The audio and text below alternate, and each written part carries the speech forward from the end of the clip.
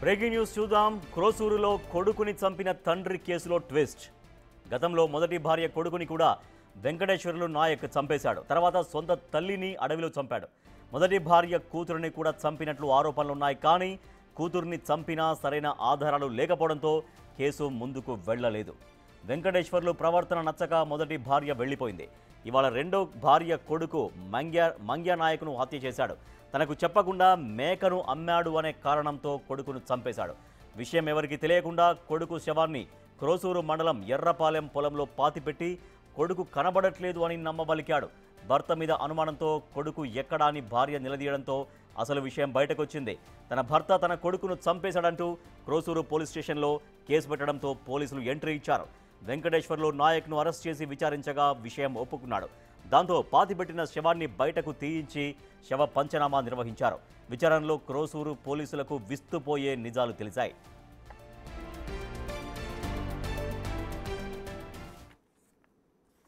నా కంటికి కూడా అగబడలేదు సార్. నా బిడ్డకు చూసే అదృష్టం కూడా లేదు. ఇప్పుడు మా మామకు అడుగుదామన్నా మా మామకు తీసుకెళ్లి స్టేషన్లో పెట్టారు. ఏంది మామ, నా ప్రాణానికి కాపాడా దేవుడు నువ్వే అని అడుగుదామన్నా మా మామ బయట లేకుండా స్టేషన్లో ఉంటాడంట. నేను ఇప్పుడు దాకా కూడా ఆయనకి చూడలే. కానీ మా మామ భర్త కాదు, మా మామ, చిన్న మామ, రెండో మామ, ఆయనే నా కోసం పోరాడుతుండు. నా బిడ్డ ఇలా బయట పడ్డాడంటే నా మామే.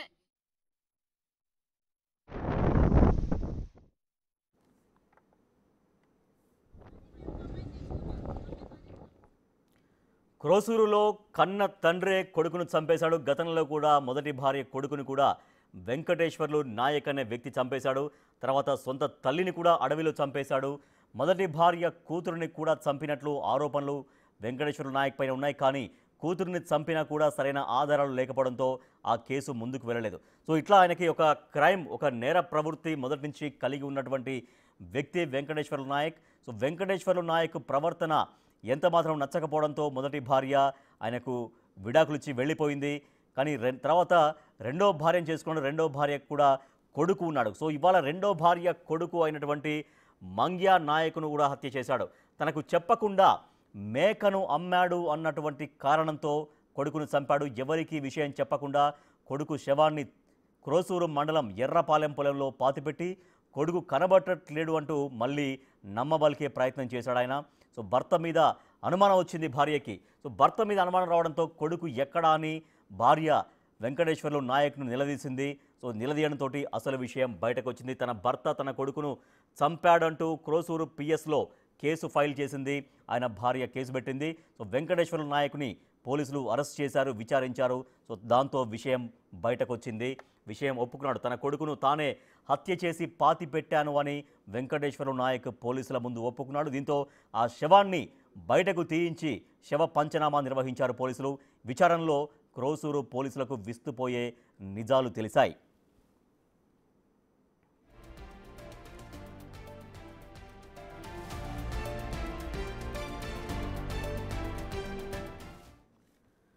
రైట్, మా ప్రతినిధి సాయి మరింత సమాచారం అందిస్తారు. ఎస్ సాయి, ఈ కొడుకుని హత్య చేసినటువంటి ఉదంతం ఎట్లా వెలుగులోకి వచ్చింది? పోలీసుల విచారణలో ఇంకా ఎటువంటి విస్తుపోయే నిజాలు తెలిసాయి?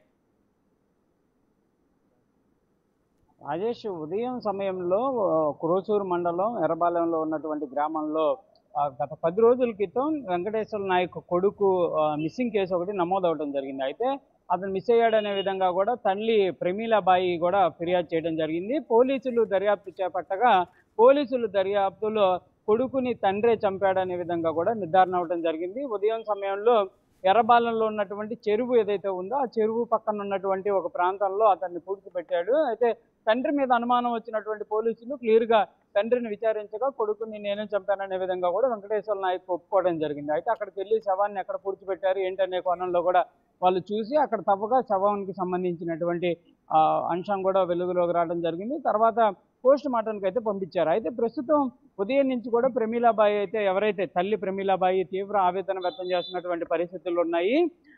తండ్రి ఇలా చేస్తాడనే విధంగా మేము ఊహించలేదనే విధంగా చెప్తున్నటువంటి పరిస్థితులు ఉన్నాయి. అయితే అసలు ప్రధానంగా ఈ వెంకటేశ్వర నాయకు సంబంధించినటువంటి అంశంలో మరికొన్ని అంశాలు కూడా ప్రస్తుతం వెలుగులోకి రావడంతో అసలు ఎవరు కూడా ఊహించని పరిణామం అనే విధంగా చెప్పొచ్చు.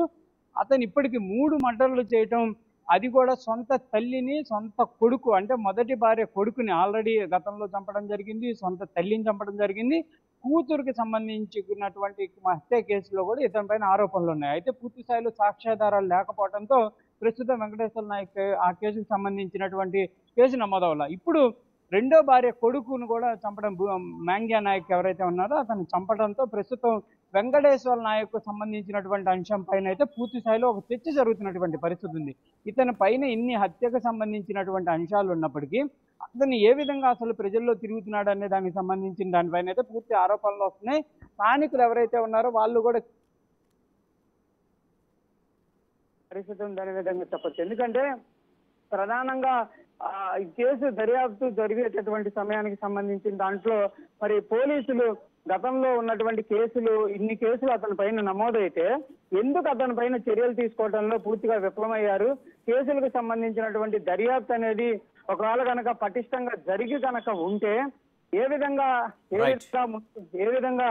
విధంగా ఉండేటటువంటి పరిస్థితులు ఉండేవి? ఒకవేళ నిజంగానే దర్యాప్తు కనుక కొనసాగుంటే అతని పైన కఠినమైనటువంటి శిక్ష కనుక అతని పైన అమలు చేస్తుంటే ఇలాంటి అంశం జరిగేది కాదు కదా. మళ్ళీ అంటే స్థానికులతో కూడా మనం సంప్రదించగా స్థానికులు అనేక అంశాలు చెప్తున్నారు. ఎవరి మీద దాడి చేస్తాడు, ఎప్పుడు దాడి చేస్తాడు అనేది తెలియనటువంటి పరిస్థితి అయితే ఉందనే విధంగా కూడా వాళ్ళైతే చెప్తున్నటువంటి పరిస్థితి ఉంది. మొత్తంగా ఏదైనప్పటికీ కూడా ఈ రోజు కురోసూరు మండలంలో జరిగినటువంటి ఈ అంశం అనేది ఒక సంచలనంగా మారుతున్నటువంటి పరిస్థితులు అయితే క్లియర్ గా కనిపిస్తున్నటువంటి పరిస్థితి ఉంది. Rajesh, right, thank you sir. ఒక మానవ మృగం లాంటి తండ్రి చేతిలో కొడుకు హత్యకు గురయ్యాడు. సో ఆయనకు గతంలో కూడా అనేక నేర చరిత్ర ఉంది. సొంత తల్లిని చంపాడు, తర్వాత మొదటి భార్య కొడుకుని చంపాడు, కూతురుని కూడా చంపిన దాంట్లో ఆయన పైన ఆరోపణలు ఉన్నాయి. ఇప్పుడు రెండో భార్య కొడుకును కూడా చంపేసి పాతిపెట్టి వాళ్ళ పోలీసులకు దొరికిపోయాడు వెంకటేశ్వర్లు.